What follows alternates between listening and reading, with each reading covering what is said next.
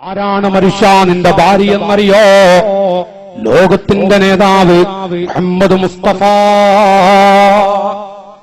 മുഹമ്മദ് മുസ്തഫ കല്യാണം കഴിച്ച പുരുഷന്മാരെ, നിങ്ങളുടെ മനസ്സ് ഇനി ഞാനിന്ന് ക്ഷണിക്കുകയാണ്.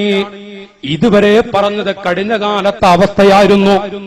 ഇപ്പോൾ ഞാൻ നിങ്ങളുടെ മനസ്സ് ക്ഷണിക്കുന്നത് നാളെ ചിന്തിക്കാനല്ല, ഇന്ന് രാത്രി കിടന്നുറങ്ങുമ്പോ നെഞ്ചത്ത് കൈവച്ച് ഒരു വേള അല്പമൊന്ന് ചിന്തിക്കാനുള്ളതാ പറയുന്നത്. ഓ മുസൽമാൻ, ആരാണ് നമ്മുടെ ഭാര്യ എന്നറിയോ? ഭാര്യ എന്ന് പറയുന്നത് ഹിയ ജുസ്ഉം മിൻക, നിന്റെ ശരീരത്തിന്റെ ഒരു ഭാഗമാണ്. ഇഹ്തിറാമുർ റജുലി ലിസ്സൗജ, ഭാര്യയ്ക്ക് വല്ലാത്ത സന്തോഷം കൊടുക്കണം ഭർത്താക്കന്മാർ. ഭാര്യമാരെ ആദരിക്കണം. ഭാര്യയ്ക്ക് വല്ലാത്ത സ്നേഹവും ആദരവും കൊടുക്കണം. ആരാണ് മുസ്ലിമീങ്ങളെ നിങ്ങളുടെ ഭാര്യ എന്നറിയുമോ?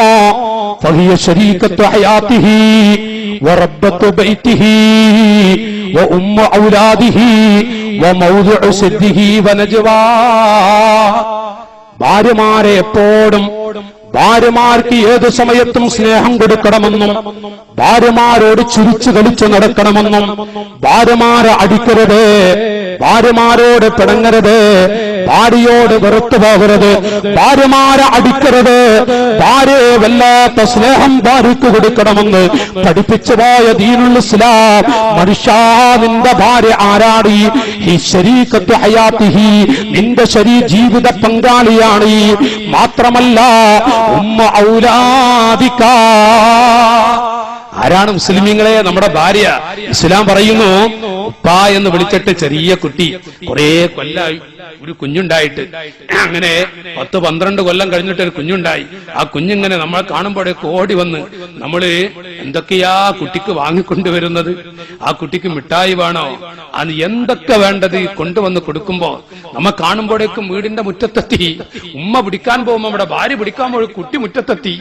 ബാപ്പാനെ കണ്ടിട്ടാണ് ആ കുട്ടി. എന്നിട്ട് ഓടി വന്ന് കയ്യും പിടിച്ച് നമ്മുടെ തോളിലേറ്റി ആ കുട്ടി അങ്ങനെ കൊണ്ടുവരില്ലേ? പ്രിയപ്പെട്ട മുസൽമാൻ, ആ കുട്ടിയുടെ ഉമ്മയാണ് നിന്റെ ഭാര്യ. ആ കുട്ടിയുടെ ഉമ്മല്ലേ ഈ ഭാര്യ എന്നുള്ളത്? ഭാര്യമാരെ അടിക്കരുത്, ഭാര്യയോട് ദേഷ്യം പിടിക്കരുത്.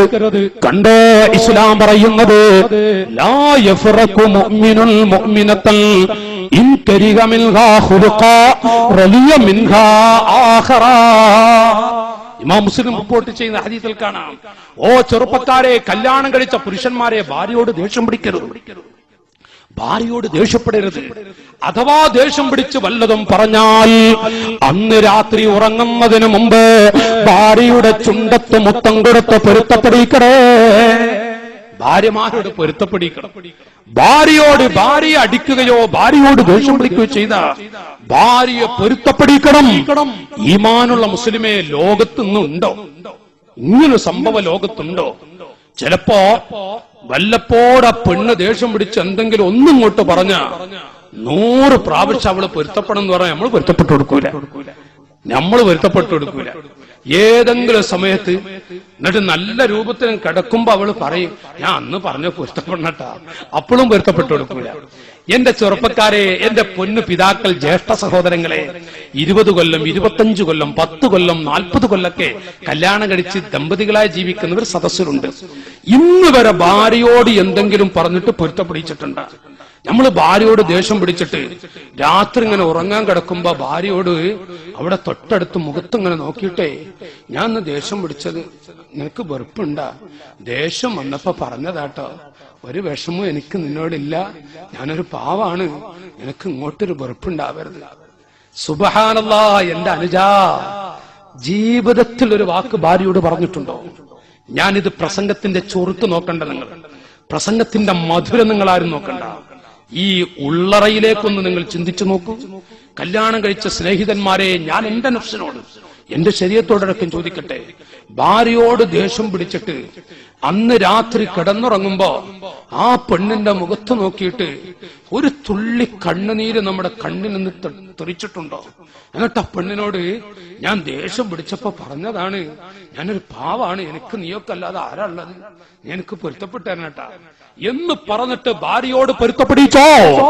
ഈമാനുള്ള മുസൽമാൻ ഭാര്യമാരെ വേദനിപ്പിക്കുകയോ ഭാര്യയെ വെറുക്കുകയോ ഭാര്യയോട് ദേഷ്യം പിടിക്കുകയോ ചെയ്താൽ അന്ന് രാത്രി ഉറങ്ങുന്നതിന് മുമ്പ് പ്രിയപ്പെട്ട ഭാര്യയെ പൊരുത്തപ്പെടിക്കാതെ ഉറങ്ങരുത്. ഇത് പഠിപ്പിച്ച ദീനുൽ ഇസ്ലാം. മാഷാ അല്ലാഹ്.